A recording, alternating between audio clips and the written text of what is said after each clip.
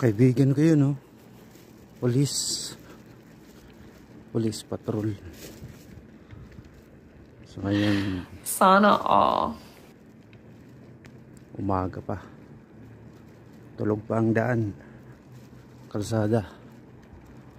Dito sa bandang looban ng mga bahay-bahay. Tulog pa yung mga kaibigan nating Saudis.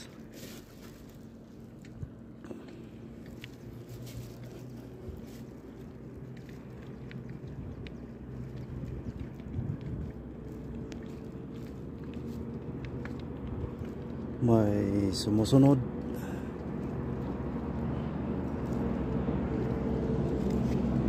Padaanin muna natin yung mga dumadaan. Kaya mga truck na yan, yun ang lagi nating customer sa shop, sa trabaho. Palit lang naman ng langis tsaka oil filter. Tapos yan, pagka Friday, ito yung ginagawa. Medyo malayo yung palengke, kaya pagka day off, saka tayo lumalabas sa comfort zone natin. Ayan guys, yung mga dates na kay Ligara. Ang ganda siya. Ayan o. Ayan. Dito yung daanan ko sa looban kasi bawal tayo sa highway.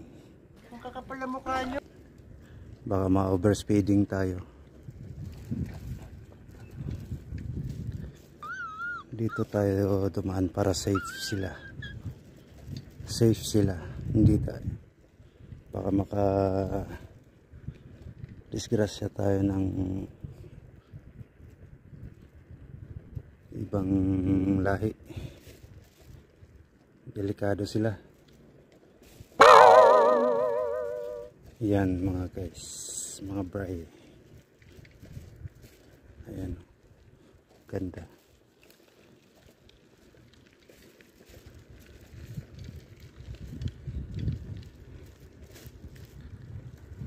So yun lang.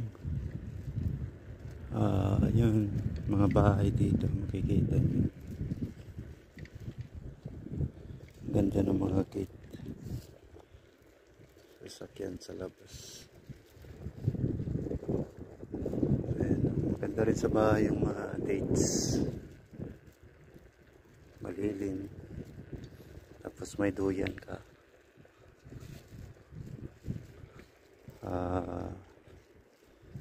Sarap buhay.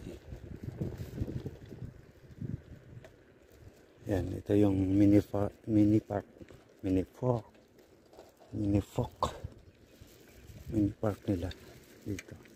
dito na side. Pagka may masjid or simbahan nila, automatic yan, may mini park, may playground ng mga bata, slide yan. So dito ako dumadaan palagi guys pagka pumunta ako ng palengke, kasi para safe yung mga nakakasalubong natin, tsaka para hindi tayo ma-overspeeding doon, hindi tayo mahuli ng mga batas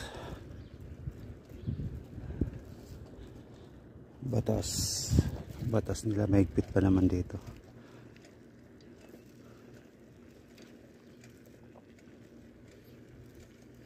Kakatakot. Takot sila sa akin. So ito yung simpleng design ng bahay na gusto ko ring gawin sa mga katulong ko. What? Yan. What the fuck? Mga simpleng disenyo ng bahay. Ay, mga tauhan mo lang naman papatira mo. hindi totoo yan. Para maging komportable naman sila sa kanilang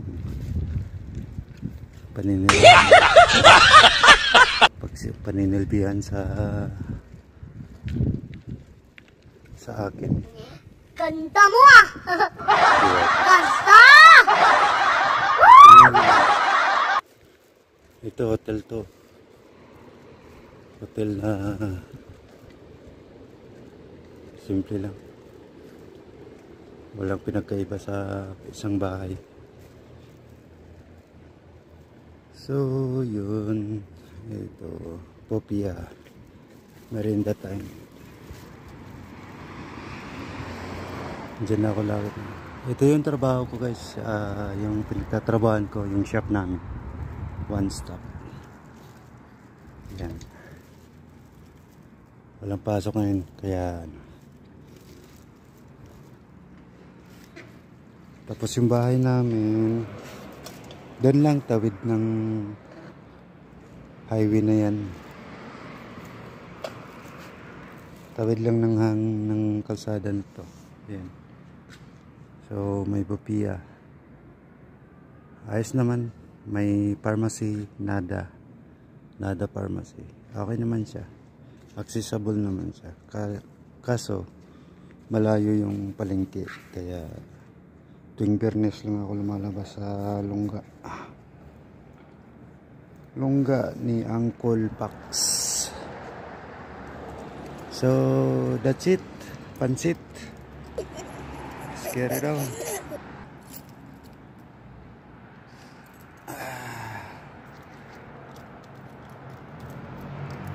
Tapos na tayong mamalengke.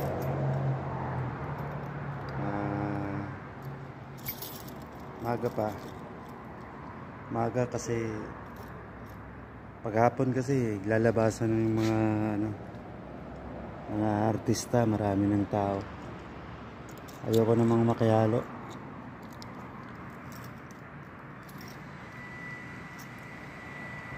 Dudumogin din ako ng mga tao, mga fans, mga babae, tingin ng tingin sa atin. Siyempre may hiya naman tayo.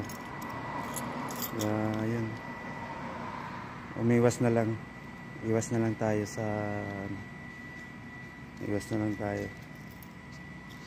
kasi magulo. Yawan sila ng yawan pag nakikita ako. Sana all. Yung feeling na